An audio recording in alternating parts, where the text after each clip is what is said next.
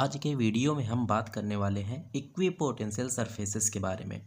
तो देखते हैं इक्विपोटेंशियल सरफेसेस होते क्या हैं।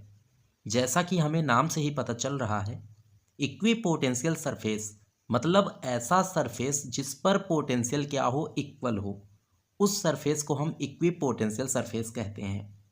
इसको आप इस तरह से लिख सकते हो, any surface which has same electrostatics potential at every point is called equipotential surface.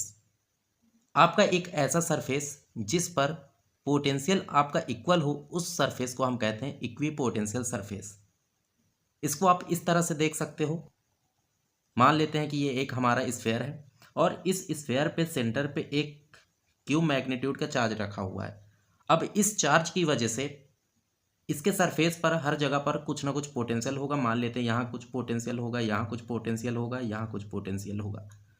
अब ये जो इसका रेडियस है, ये हर जगह आर, स्मॉल आर आर होगा, क्योंकि ये एक स्फेयर है तो इसका रेडियस सेम होगा। अब डिस्टेंस, इसकी जो रेडियस है वो सभी की सेम होने की वजह से इसके हर पॉइंट्स पर जो पोटेंशियल होगा वो इक्वल होगा, क्योंकि जो हमारा पोटेंशियल होता है वो होता है V इज इक्वल टू के क्यू बाई आर। किसी भी पॉइंट चार्ज की वजह से जो पोटेंशियल होता है वो V इज इक्वल टू के क्यू बाई आर होता है। अब यहाँ पास R हमारा सभी के पॉइंट के लिए क्या है, सेम है, तो जो हर पॉइंट पर हमारा पोटेंशियल होगा वो भी सेम होगा। इस तरह से हम कह सकते हैं ये जो स्फेयर हमने ड्रॉ किया है, इसके सेंटर पे अगर स्मॉल क्यू चार्ज है तो इसके हर सरफेस के हर पॉइंट पर जो पोटेंशियल होगा वो इक्वल होगा। तो आई होप आपको इक्विपोटेंशियल सरफेस समझ में आया होगा इस एग्जाम्पल की हेल्प से। अब हम बात करने वाले हैं प्रॉपर्टीज ऑफ इक्विपोटेंशियल सरफेसेस के बारे में। तो जो हमारी फर्स्ट प्रॉपर्टी है वो है no work is done in moving a test charge between 2 points on an equipotential surface. किसी भी इक्विपोटेंशियल सरफेस पे किन्हीं 2 पॉइंट पर अगर हम टेस्ट चार्ज को मूव करते हैं तब हमारा वर्क डन 0 होगा, उसके बीच में कोई वर्क डन नहीं होगा। इसको हम इस तरह से समझ सकते हैं कि मान लेते हैं ये हमारा स्फेयर है और इस स्फेयर पे किन्हीं 2 पॉइंट पे, एक मान लेते हैं ये पॉइंट है, दूसरा हमारा ये पॉइंट है।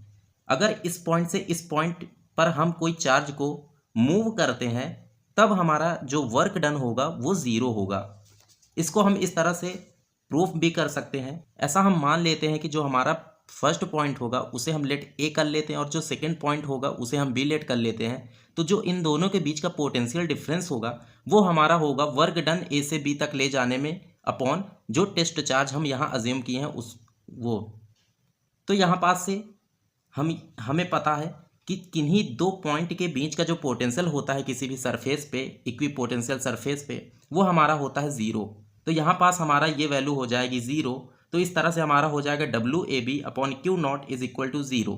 अब यहाँ से इधर हम Q0 इधर मल्टीप्लाई में जाएगा तो ये ओवरऑल 0 बन जाएगा और हमारे पास ये एक इक्वेशन इस तरह से आ जाती है कि work done A to B is 0।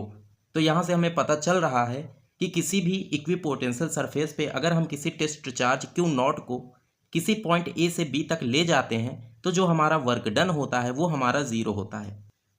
तो जो हमारी सेकेंड प्रॉपर्टी होती है इक्विपोटेंशियल सरफेस की वो है electric field is always perpendicular to the equipotential surface.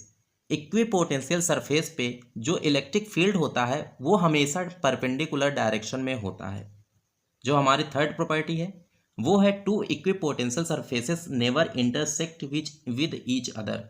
2 equipotential surfaces कभी आपस में एक दूसरे को इंटरसेक्ट नहीं कर सकती हैं। जो फोर्थ प्रॉपर्टी है वो है हमारा it helps to distinguish the region of strong field from weak field. ये जो इक्विपोटेंशियल सरफेस होता है ये हमें हेल्प करता है कि किस रीजन में इलेक्ट्रिक फील्ड स्ट्रॉन्ग है और किस रीजन में जो इलेक्ट्रिक फील्ड है वो वीक है। तो ये थी हमारी फोर्थ प्रॉपर्टी इक्विपोटेंशियल सरफेसेस की। तो आई होप आज का वीडियो आपको पसंद आया होगा, जिसमें हमने बात करी है इक्विपोटेंशियल सरफेसेस होते क्या हैं और इनकी प्रॉपर्टीज़ क्या क्या होती हैं। अगर वीडियो पसंद आया हो तो इसे लाइक कर दें और साथ ही में अपने दोस्तों के साथ शेयर करने को ना भूलें। मिलते हैं अगले वीडियो में, तब तक के लिए धन्यवाद।